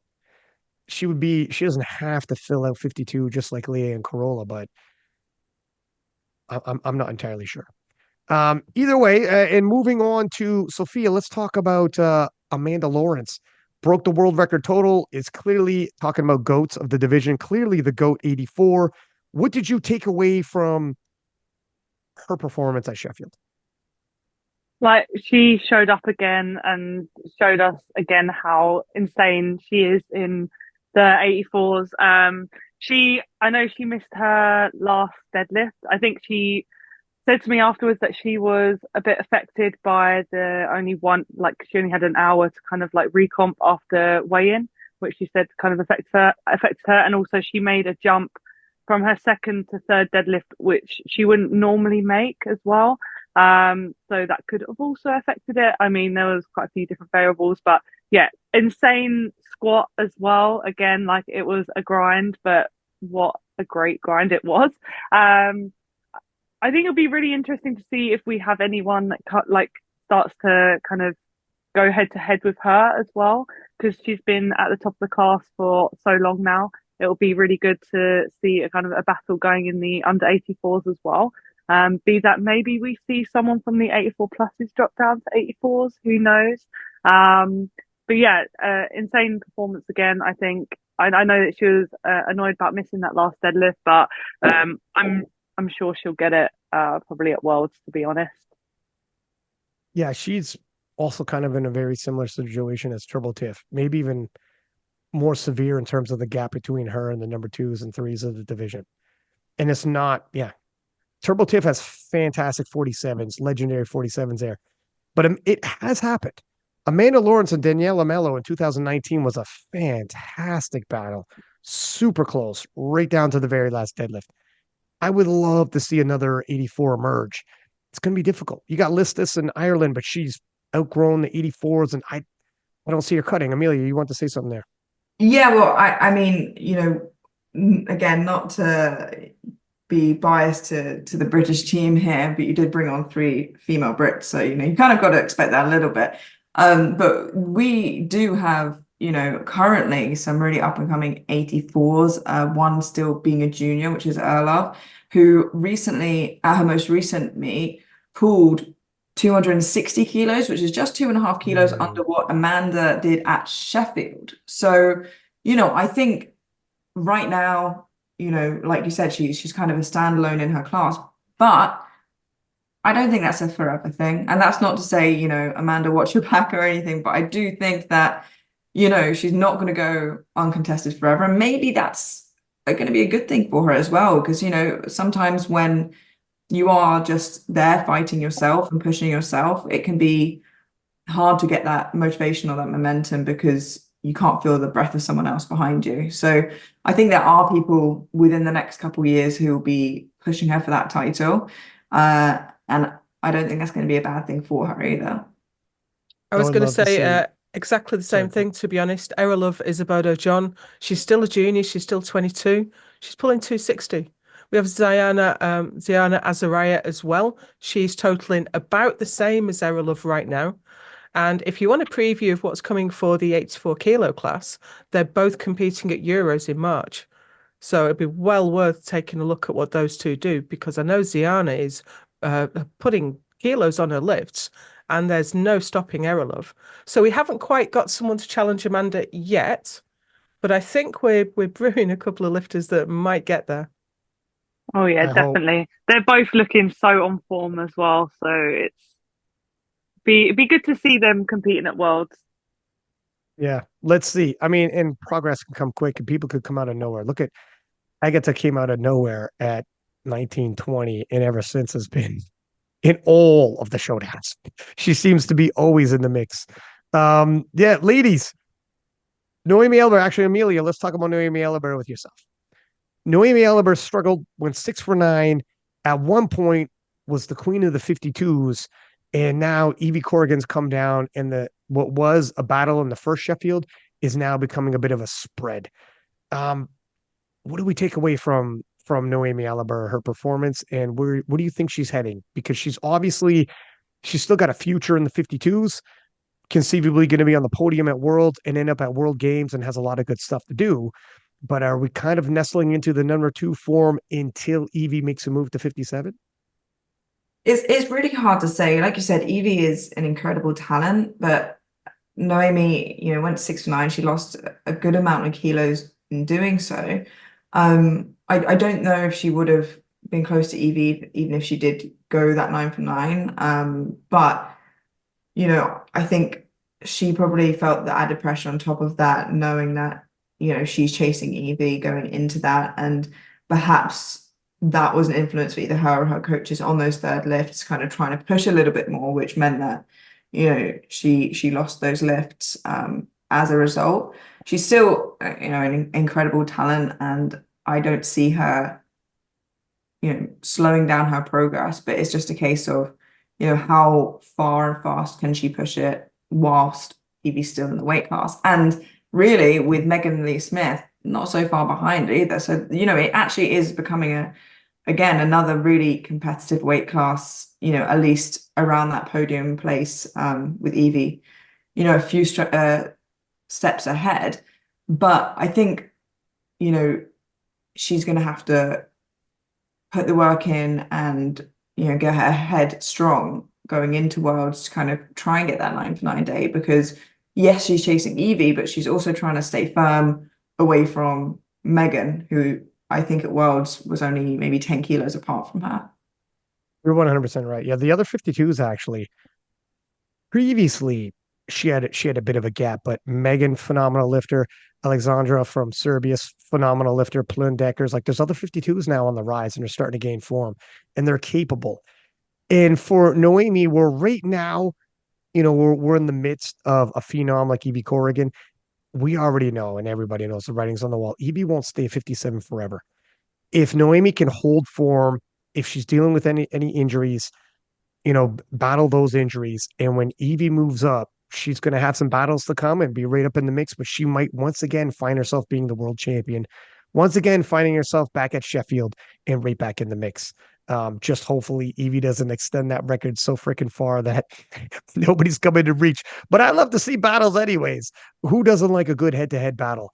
Ladies, with Noemi, oh, sorry, go ahead. One thing on Noemi. I know she was devastated by her performance, and the other 11 ladies all got personal bests, and Noemi didn't. She performed a little lower, but the total she did coming into Sheffield last year would have been miles on the world record. It's not like she put in a really poor performance. That was a world-class performance. It's just difficult to do not quite your best in a field where everyone else is excelling. So I think she did leave a lot of kilos behind. She missed a squat, she missed a bench, she missed a deadlift, but don't count her out. She's been around for a while. I think she sits more comfortably in the class than Evie does and might have more longevity in it. And 447.5 for a 52 is a good total. And she should be proud of that, doing that in a pressured environment when we all know you come to competitions sometimes and it's just not your best day. It's hard to roll it out and do your best performance on demand on a day where you're maybe not feeling it. I think she'll be back. Yeah. Yeah, she's one of the greatest 52s of all time for sure. Multiple time world champion. She's a true 52 to your point. I don't think she's moving from there. Yeah. And very quickly, if Evie leaves, she's right up in the mix. Yeah. Catching Evie will be difficult, but Evie's not long for this class. And she would be she would be my favorite instantly. She will have battles. She will have battles, but it'll be interesting. So let's see how it goes. Any other notes that you guys have before we close it up? We've had some good discussion already and we went through, so I think we hit all the major points. I think just, it's just obviously sparked real excitement going into Sheffield next year, but I think it's also sparked a lot of excitement going into Worlds this year, because it's given us a bit of a glimpse of, okay, we've seen their fight this year and they've got a few more months to add to that, and let's see those battles all over again. Yeah, I would like to say, initially when Sheffield was coming out, there was a conversation like, how will this go with Worlds? Will it take away from Worlds? And I think, honestly, now that we have 2 years worth, it's, to me, a massive compliment to each other. One feeds the other. Worlds literally become a world champion to go to Sheffield. And after Sheffield, it reinforces amazing battles to be seen at Worlds for the conclusion. And literally, as soon as Worlds is over, can't wait to see Sheffield. Can't wait to see all these people who made it to Sheffield. And as soon as Sheffield's over, Can't wait to see Worlds every time because I gotta know who's gonna win between Shad and Nat. I gotta know what happens when Agatha goes back up and challenges Carlina for the world title. I gotta know what happens between Leah and Corolla because they're gonna be in the same weight class this time in Worlds. These two events complement each other so well. And we didn't know how it was gonna fold out, but it ended up being, a great marriage. And I think the placement of them, they're not too close, not too far, and you can move a month or two either which way, but there's enough of a spread that a difference can be made in between them. So I don't know. Let's see. And I And think, both. sorry, Ryan, I think No, go originally ahead. there's a little bit of criticism that if people just coast and they don't take the world records at Worlds, it kind of detracts from Worlds. But I don't think people can do that anymore. I don't think we have many classes where someone can come in and coast and just sit underneath the world record. Like a couple of people have the last couple of years. But if you look at how stacked the classes are going in now, you're not going to be able to hold back anything in order to win. So there aren't many classes at all. Amanda Lawrence maybe can still coast a little bit to go in. But every other class, we have real head-to-head battles. So I don't think anyone's going to be able to hold back from breaking the world record to save it for Sheffield because they're going to need it to win. 100%. I think definitely. I think, like tell Gustav Hedlund to coast. You just aren't going to win. Like, this is the case. Tell Jad Jacob or Natalie Richards, I'm just going to skate through Worlds. And no, you're not. Someone's going to eat your food. It just comes down to how competitive the classes are, and the classes will continue to get more competitive, not the other direction. So, yeah, I think that was something we were hesitant about, but it's ended up. Look at Malta Worlds was fantastic. Yeah. It's one of the best Yeah, worlds I've ever viewed. And that Yeah. was a Sheffield year. So if we were worried about it, don't worry, because the Malta Worlds might have been the best one I've been to. yeah. I think it actually makes Worlds like a bit more spicy because we've even got new people coming in at Worlds as well. Obviously they've got a lot more like battles on their hands because people can just, as we know, just come out of nowhere. There'll be underdogs as well. So it just makes it even more interesting, having now Sheffield and then Worlds afterwards. And as we say, we don't know if people are going to stay in their weight classes or go up or go down. So it's going to be really good. I'm really looking forward to it. Ladies, in a little bit today, I'm going to have on, I got the Shitco. I got Gustav Hedlund lined up, Delaney Wallace. We're bringing everybody on. Super duper excited for that. But let me just say, I am happy you guys were involved in Sheffield in all three of your different roles. And I'm super appreciative when you guys do these podcasts with me. You guys are multiple time King of the podcast hosts. And I would be super grateful when you guys come back on again. If we do preview shows, recap shows, discussions, you guys are definitely an A team. And I'm grateful to have each one of you guys in my life. And I mean that. And I'm happy to see you guys at these events. So thank you for giving. Oh, look at that. I didn't even know that happened. What the heck? How did you do that? Did I don't know. What? Is that a thing? It only works for you? How did you do that?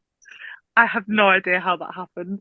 By the way, Did to I listeners, drop I just did like acid a and heart not on the know it? screen. For people who are only listening, you did a heart and a bunch of. It What is happened happening again. right now? The What? magic of love. I feel the love right now. Holy smokes. But yeah, thank you guys for coming on. Super appreciative. And if you guys have ideas for podcasts in the future, we got a group chat going. Hop in there. What do you guys think about this? What do you guys think about that? Hey, this is happening in powerlifting right now. Let's have a good old-fashioned discussion on it. I like that we have different views on things so people hear different sides of it. That is perfect. And you guys, nobody knows the sport like you guys know the sport, and you guys are knee deep in it in terms of commentating, interviews, running the beats, competing, coaching, the whole nine, writing, open powerlifting. I mean, this is an all-star cast, and I'm super duper appreciative, and I'm all up in my feelings right now. But anyways, I just wanted to get that out there. And for everybody listening, thank you. Please do give us high ratings, post up in the comments. And if you guys want to get into the debates on who did what or whatever, I'll reply back and we could have a good old fashioned sports debate. And until next time, six pack Lapadat, six up, and we are.